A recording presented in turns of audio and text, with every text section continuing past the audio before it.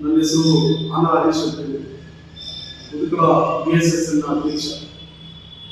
ಬಂದರೆ ಇವತ್ತು ನಮ್ಮ ಬಂಗಾರಪೇಟೆಯಲ್ಲಿ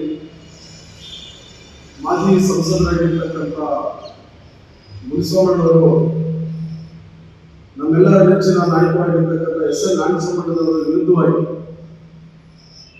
ಅಪಪ್ರಚಾರವನ್ನು ಮಾಡುತ್ತಾ ಮಾತು ಬಂದರೆ ಗೋಮಾಳಗಳನ್ನ ಹೃದಯ ರೋಗ ಮತ್ತು ಹೃದಯ ಶಸ್ತ್ರಚಿಕಿತ್ಸೆ, ವ್ಯಾಸ್ಕ್ಯುಲರ್ ಶಸ್ತ್ರಚಿಕಿತ್ಸೆ, ಸಮಗ್ರ ಹೃದಯ ಆರೈಕೆ ಸೇವೆಗಳಿಗಾಗಿ ನಿಮ್ಮ ವಿಶ್ವಾಸಾರ್ಹ RL Jalappa Narayana heart centre, STUMC campus, Tamaka, Kolar. 1800300309. ಜನರಿಗೆ ತಪ್ಪು ಸಂದೇಶವನ್ನು ನೀಡ್ತಾ ಇದ್ದಾರೆ. ದಯವಿಟ್ಟು ತಾವೆಲ್ಲರೂ ಇದನ್ನ ಮನಗಂಡಬೇಕಾಗ್ತದೆ. ಯಾಕಂತ ಹೇಳಿದ್ರೆ ಮುನ್ಸೋಮಣ್ಣವರಿಗೆ ಫಸ್ಟ್ ಏನಲ್ಲ, ಅವರು ಕೋಲಾರ ಜಿಲ್ಲೆಗೆ ಸಂಸದರಾಗಿ ಬಂದಾಗಿದ್ದರೂ ಸಹ ನಮ್ಮ ನಾರಾಯಣ ಸ್ವಾಮಣ್ಣವರ ವಿರುದ್ಧವಾಗಿ ಅಪಪ್ರಚಾರ ಮಾಡೋದು ಬಿಟ್ಟರೆ ಏನು ಅವರು ಕೆಲಸ ಇಲ್ಲ.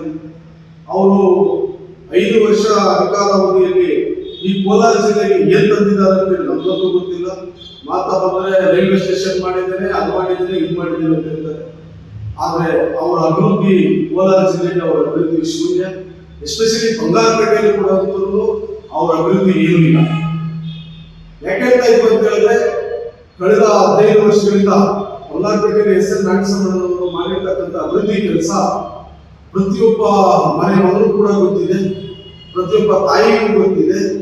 ಹಳ್ಳಿಗಳಲ್ಲಿ ಮೊದಲು 15 ವರ್ಷಕ್ಕೆ 12 ವರ್ಷದ ಹಿಂದೆ ಹಳ್ಳಿಗಳು ಯಾವ ಸ್ಥಿತಿಯಲ್ಲಿತ್ತು, ನೀರಿನ ಆಹಾರ ಯಾವ ರೀತಿ ಇತ್ತು ಅನ್ನೋದನ್ನ, ರಸ್ತೆಗಳಿದೆ, ವಿದ್ಯುತ್ ಮನೆಗಳಿದೆ, ಎಷ್ಟೋ ಜನ ಬೀದಿ ಪಾಲಾಗ್ತಾ ಇದ್ರು.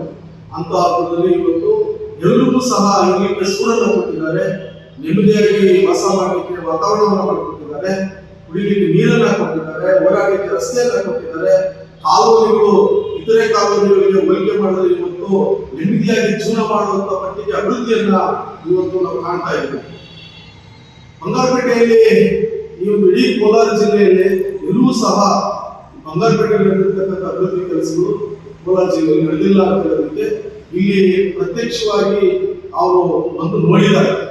ಜನರೇ ಹೇಳ್ತಾರೆ ಬಂಗಾರಪೇಟೆ ಅಭಿವೃದ್ಧಿಯಾಗಿದೆ, ಬಂಗಾರಪೇಟೆ ಕೋಲಾರ ಜಿಲ್ಲೆಯಲ್ಲಿ ಮೊದಲನೇ ಸ್ಥಾನದಲ್ಲಿದೆ ಅಂತ. ಇವತ್ತು ಒಂದು ದಿವಸಕ್ಕೆ ಸಾವಿರಾರು ಸಂಖ್ಯೆಯಲ್ಲಿ ಜನ ಗೌರ್ಮೆಂಟ್ ಆಸ್ಪತ್ರೆಗೆ ಬಂದು ಚಿಕಿತ್ಸೆ ಕೊಡ್ತಾ ಇದ್ದಾರೆ.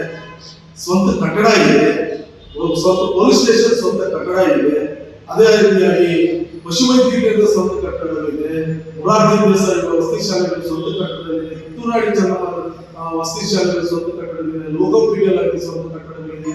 ಹೀಗೆ 10 ಕಟ್ಟಡಗಳು ಇವತ್ತು ಸ್ವಂತ ಕಟ್ಟಡಗಳಲ್ಲಿ, ಇಲಾಖೆಗಳ ಸ್ವಂತ ಕಟ್ಟಡಗಳಲ್ಲಿ ಇವತ್ತು ಕೆಲಸ ಮಾಡ್ತಾರೆ. ಈ ಎಲ್ಲ ಒಂದು ಕೀರ್ತಿ ನಮ್ಮ SN ನಾಗಸಂಬಣ್ಣವರಿಗೆ ಸೇರಬೇಕಾಗಿದೆ. ಮುನ್ಸೋಮಣ್ಣವರು ಹೇಳೋ ರೀತಿಯಾಗಿ ಬಂಗಾರಪೇಟೆಯಲ್ಲಿ ಯಾವುದೇ ಕೆರೆಯನ್ನು ನುಂಗಿಲ್ಲ, ಯಾವುದೇ ಗುಡ್ಡದೋಪನ್ನು ನುಂಗಿಲ್ಲ, ಯಾವುದೇ ಸರ್ಕಾರಿ ಜಮೀನನ್ನು ಲಭ್ಯಸಿಲ್ಲ, ಯಾರು ಸಹ ಮೋಸ ಮಾಡಿಲ್ಲ. ಸುಮ್ಮನೆ ಬಾಯಿ ಬಂದಾಗೆ ಬಾಯಿ ಹೊಡ್ಕೊಂಡ್ರೆ ಇದಾಗೋದಿಲ್ಲ. ಮುನ್ಸೋಮಣ್ಣ, ನೀವು ಅಲಗನ್ಸ್ ಕಾಣ್ತಾ ಇದೆಯಾ? ಬಂಗಾರಪೇಟೆಯಲ್ಲಿ ಬಂದು ನಾನು ಏನೋ ಮಾಡ್ಬೇಕಂತೀವಿ, ಅಲಗನ್ಸ್ ಕಾಣ್ತಾ ಇದೆಯಾ? ಅದು ನಿಮಗೆ ಸಾಧ್ಯ ಇಲ್ಲ. ಯಾಕೆಂತ ಹೇಳಿದ್ರೆ ಬಂಗಾರಪೇಟೆಯಲ್ಲಿ ಕಳೆದ 2023ರ ಚುನಾವಣೆಯಲ್ಲಿ ಕೂಡ ಬಿಜೆಪಿ ಮತ್ತು JDS ಪಕ್ಷಗಳು ಎರಡೂ ಒಂದಾಗಿಯೂ ಸಹ SN ನಾಗಸಂಬಣ್ಣವರನ್ನ ಸೋಲಿಸಲಿಕ್ಕೆ ಸಾಧ್ಯ ಆಗಲಿಲ್ಲ. ಆಗಿರ್ಬೇಕಾದ್ರೆ ನಿನ್ಕೈಯಲ್ಲಿ ಏನಾಗುತ್ತಲ್ಲ, ಜನರ ಆಶೀರ್ವಾದ SN ನಾಗಸಂಬಣ್ಣನ ಮೇಲೆ ಇದೆ. ನಿನ್ನ ಆಶೀರ್ವಾದ ನಮ್ಗೆ ಬೇಕಾಗಿಲ್ಲ. ನಾಗಸಂಬಣ್ಣನ ಆಶೀರ್ವಾದ ಪ್ರತಿ ಈಗ ಕೆಲಸ ಈ ಕ್ಷೇತ್ರದ ಮೇಲಿದೆ. ನಾಗಸಂಬಣ್ಣನಿಗೆ ಪ್ರತಿಯೊಬ್ಬರು ಸಹ ಒಬ್ಬ ಈ ಒಂದು ಕ್ಷೇತ್ರದ ನಾಯಕ ನೀನೇ ಅಂತೇಳಿ ಅವರನ್ನ ಬಿಂಬಿಸ್ತಾ ಇದ್ದಾರೆ. ಆಗಿನ ಸಂದರ್ಭದಲ್ಲಿ ನೀನು ಇವತ್ತು ಏನೋ ನಿನ್ನ ಬರ್ತಡೇ ಅಂತ ಹೇಳಿ ಬಂದಿದ್ಯಾ, ರಾಮನ ದೇವಸ್ಥಾನದಲ್ಲಿ ಬಂದು ಪೂಜೆ ಮಾಡ್ಕೊಂಡು ಹೋಗ್ತಾ ಇದೀಯಾ, ದೇವರು ನಿಮ್ಗೆ ಒಳ್ಳೇದು ಮಾಡಿ. ಆದ್ರೆ ಅದೇ ರಾಮ ದೇವಸ್ಥಾನದ ಅಭಿವೃದ್ಧಿ ಕಾರ್ಯಗಳಿಗೆ 8 ಕೋಟಿ ರೂಪಾಯಿ ಸರ್ಕಾರ ಮಂಜೂರು